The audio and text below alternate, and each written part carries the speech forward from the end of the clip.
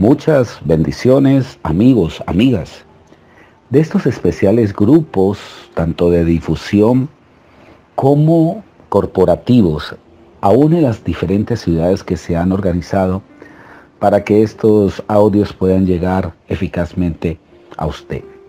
Quien les habla, su amigo servidor Jesús Alberto Dávalos, dándole gracias al Altísimo por este momento tan especial que nos brinda para poder edificarnos juntos. Créalo, que han sido horas de estudio, de oración, para poder trazar correctamente las Escrituras, sin ánimo de querer desvirtuar, sino más bien de ser guiado por el Espíritu Santo para enseñar lo correcto.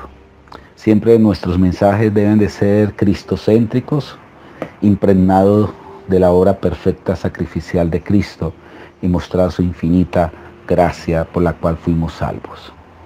Este capítulo 3 es el puerto fundamental de la Biblia, porque de aquí se desprende el plan de salvación, por el cual el hombre, a causa del pecado, Dios formuló un plan salvador.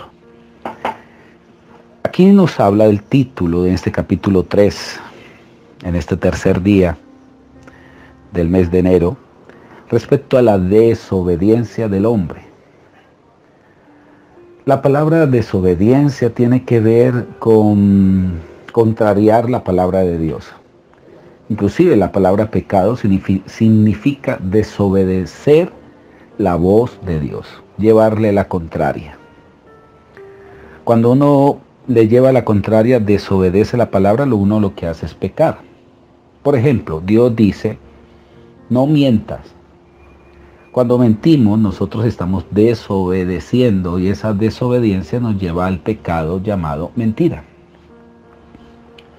Pero el pecado también tiene tres connotaciones muy amplias. Las voy a decir rápidamente y usted las pueda anotar en su cuaderno, en su nota de trabajo. La primera connotación es errar en el blanco. De aquí los infortunios, los desaciertos de la vida. Por causa del pecado nos equivocamos constantemente. Lo segundo, ley de contrariedad. Parece ser que ese pecado le da fuerza a la ley de la contrariedad. Dios nos dice algo y más lo queremos hacer, más lo queremos contrariar. Y lo tercero es el deterioro y la muerte gradual. Esto es el significado de la palabra pecado, esas tres connotaciones: muerte, decadencia, deterioro. Por eso los divorcios, por eso las quiebras, por eso la corrupción día tras día es mucho más fuerte. Todo se originó desde este capítulo 3. ¿Cómo comenzó? Dice el verso 1, pero la serpiente era astuta, más que todos los animales del campo que Jehová Dios había hecho, la cual dijo a la mujer: con que Dios os ha dicho, no comáis de todo árbol del huerto. Aquí comienza esta serpiente a hablar. Se han hecho descubrimientos que la boca de la serpiente puede tener la capacidad de hablar, y es la que más se asemeja al hombre. Se han descubierto fósiles de serpientes que tenían pies y no se arrastraba. Esta serpiente era bien astuta. Pienso yo que el diablo la tomó y la poseyó para usarla como instrumento y poderle comunicar la contrariedad. Porque comienza a decir, y es la manera sigilosa que usa la serpiente de usar nuestros pensamientos, colocar dudas, porque dice: con que Dios os ha dicho, no comáis de todo árbol del huerto. Mira cómo comienza de una manera elegante, de una manera sigilosa. La mujer le siguió el ritmo de plática y conversación. Respondió a la serpiente: del fruto del árbol del huerto podemos comer, pero del fruto del árbol que está allí en el medio del huerto, dijo Dios, no comeréis de él, ni tocaréis, para que no muráis. Entonces la serpiente dijo a la mujer: ustedes no van a morir, no moriréis. Lo primero que hace es querer desmentir, poner a Dios como un mentiroso, darle fuerza a la mentira. Y lo quiere poner como una semilla que se incrusta en el pensamiento de Adán y Eva. Sino que sabe Dios que el día que coman de ese árbol, ustedes van a ser como Dios. Bueno, ellos eran como Dios porque eran imagen y semejanza a Dios. Y aquí viene una segunda estrategia del diablo, es colocar duda de nuestra identidad en Dios. Y eso lo logró con Adán y Eva. Porque le dice: si ustedes comen, van a ser como Dios. Es que ellos eran como Dios. Nosotros tenemos que darnos cuenta que al recibir a Cristo, fuimos constituidos hijos de Dios. Y esa estrategia también Satanás la quiso utilizar con Jesús. Recordemos que Él le dijo: si eres el Hijo de Dios, tírate de aquí, los ángeles te recogerán. Eso es colocar crisis de identidad. Y lo logró con Adán y Eva. Pero aquí viene algo interesante en el verso 6. Y vio la mujer que el árbol era bueno. A la mujer le pareció este árbol bueno para comer y que era agradable a los ojos, y el árbol era codiciable para alcanzar sabiduría, y tomó de su fruto y comió, y dio también a su marido, el cual comió así como ella. ¿Cuántas cosas pensamos que son buenas para nosotros, pero que para Dios es desagradable? Qué tan difícil es saber la voluntad de Dios respecto a lo que queremos hacer. ¿Cuántos proyectos, planes nos parecen buenos? Como dice la Biblia, hay muchos caminos que al hombre le parecen ser rectos, correctos, pero al final se convierten en caminos de muerte. Muchas veces por nuestras terquedades, obstinaciones, terminamos fracasando. Eso que nos parecía bueno, al final va a terminar siendo malo. Y aquí lo vemos claramente. Porque isofactamente fueron abiertos los ojos, dice aquí en el verso 7, de ambos, y conocieron que estaban desnudos. Entonces se cosieron hojas de higuera y se hicieron delantales. ¿Sabía usted, querido amigo y amiga, que aquí nace la religión? Hay más de 23.000 religiones en el mundo. Más de 23.000 religiones. La religión es una invención, y ahí me uno a Carlos Marx diciendo que la religión es el opio del pueblo. La religión es la estrategia más eficaz del diablo para separar al hombre de Dios, porque todas las religiones te muestran cómo alcanzar a Dios a través de las obras humanas, a través de buenas obras, para alcanzar el favor de Dios. Y aquí estamos viendo que ellos trataron de cubrir su desnudez, trataron de, como dice el dicho, el que peca, reza, empaca. Es como colocarse hojas de higuera. Lo especial de las hojas de higuera es que al otro día están secas y hay que volverlas nuevamente a colocar. Y esto con el fin de cubrir su desnudez. Una de las cosas más críticas se ha descubierto en la psicología, se llama el complejo de la culpabilidad. El complejo de la culpabilidad es una semilla que toda persona lleva en su interior y que no se puede quitar. Siempre nos sentimos culpables, que hemos fracasado, siempre hemos sentido que Dios no nos mira, que Dios no nos observa, que siempre la estoy embarrando. Y tratamos todos los medios de tratar de rectificar eso malo que hemos hecho. Ese complejo de culpabilidad lo hemos querido solucionar a través de las religiones. Pensamos que porque hacemos tal rito, Dios nos escucha, y no es así. No es a través de la religión que nosotros encontramos la gracia de Dios. Más adelante vamos a ver cuál fue la solución divina.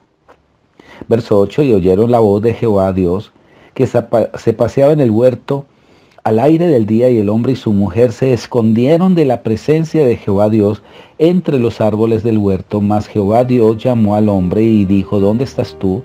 Y él respondió, oí tu voz en el huerto y tuve miedo porque estaba desnudo y me escondí.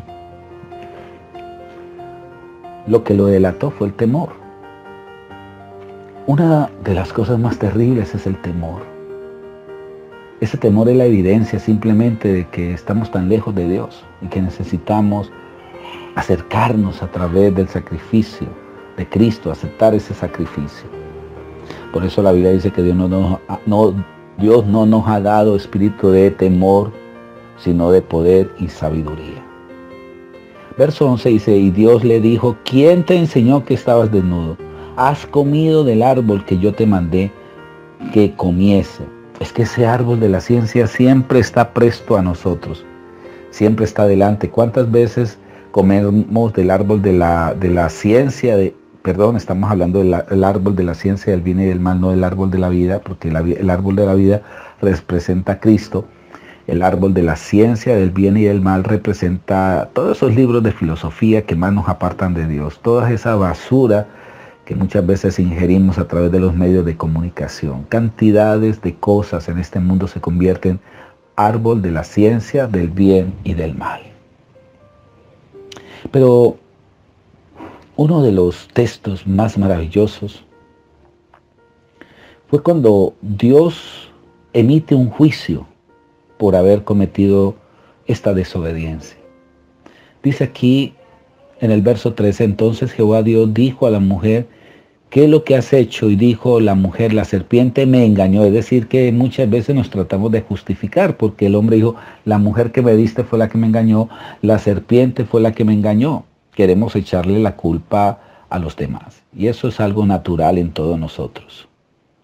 Buscar culpables. Verso 14, y Jehová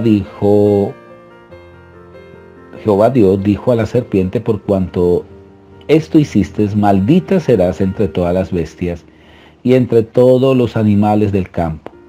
Sobre tu pecho andaréis y polvo comerás todos los días de tu vida. Verso 15 dice, y pondré enemistad entre ti y la mujer, y entre tu simiente y la simiente suya. Esta te herirá en la cabeza y tú le herirás en el calcañar. Este es el versículo clave de este capítulo 3, que debíamos de aprendernos de memoria. Aquí se ven las dos simientes. Pondré enemistad entre tus simientes, la simiente de la serpiente y la simiente de ella. Aquí está de una manera patética hablando de la simiente de Cristo. El fruto de un vientre se está trasladando al vientre de María. Ese vientre que Dios lo santificó para traer al Redentor del mundo. ¿Sabía usted, querido amigo y amiga, que una mujer en embarazo, una serpiente le huye? Por más venenosa que sea, toda serpiente cuando ve una mujer en embarazo sale disparada. No le soporta. Es porque hay un misterio. Y ese misterio es que una mujer en embarazo está representando un fruto santo en el vientre. El fruto santo de Jesús. Es que un niño es sinónimo de inocencia. Un niño es sinónimo de limpieza. Aquí lo especial es que dice que esta simiente, esta mujer, te va a herir a ti en la cabeza. Fue cuando le venció en la cruz. Pero tú, serpiente, vas a herirlo en el calcañar o en el talón en la cruz. Eso está hablando de la cruz. Es decir, que Satanás hirió a Jesús en la cruz. Lo que no sabía la serpiente es que como él era santo, iba a resucitar, y en la resurrección Jesús aplastó en breve a Satanás y dio un golpe certero en la cabeza. Y aquí viene una serie de maldiciones. A la mujer dijo: multiplicaré en gran manera los dolores en tus preñeces. Con dolor darás a tus hijos y tus deseos para tu marido, y él se enseñoreará de ti. Y al hombre dijo: por cuanto obedeciste a la voz de tu mujer y consumiste del árbol que te mandé diciendo, no comerás de él, maldita será la tierra por tu causa, con dolor comerás de ella todos los días de tu vida. Espinos y cardas te producirán y comeréis planta del campo. Aquí vemos estos espinos y cardos, representación de la maldición. Recuerde que Jesús en la cruz le colocaron una corona de espinos y cardos, representando que Él se llevaba la maldición de la escasez, de la miseria y de la pobreza. Pero el verso 21 era el texto que yo quería llegar.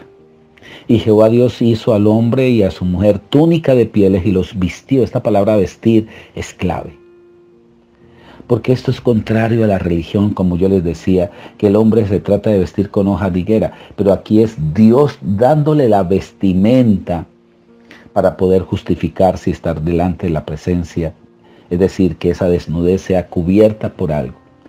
Para que sean pieles de animales significa que Dios mismo tuvo que sacrificar esos animales, y al sacrificar hubo sangre, y eso habla de redención.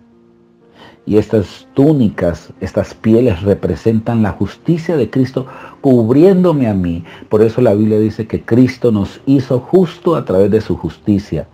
La religión dice otra cosa: haz el bien y te justificas delante de Dios. Y la Biblia dice que ninguna obra que hagas te va a justificar.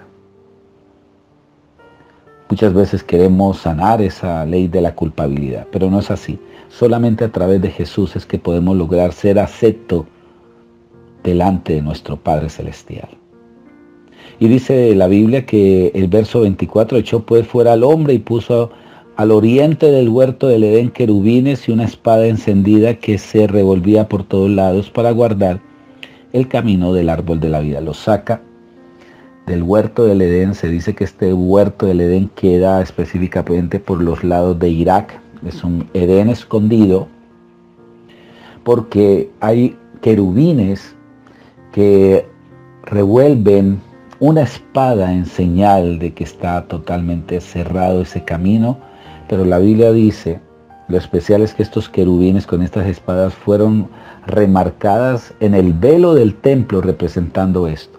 Por eso la Biblia dice que cuando Cristo murió, el velo del templo se rasgó en dos, y ya tenemos acceso de una manera espiritual a este Edén, ausencia de necesidad. Muchas bendiciones, y estaremos mañana con el siguiente capítulo. Tratar de rectificar